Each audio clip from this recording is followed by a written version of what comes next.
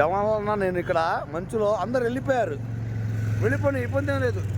ఇద్దరు మడితో ఇక్కడ ఆడుకుంటున్నా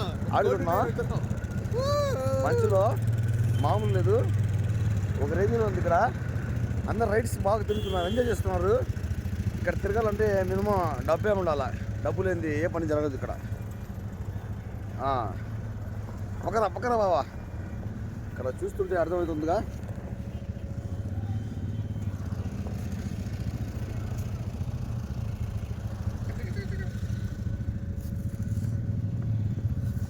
మొత్తం పక్కన నేను ఈ గ్లోవ్స్ బయటికి తీసి ఎంతసేపోయింది.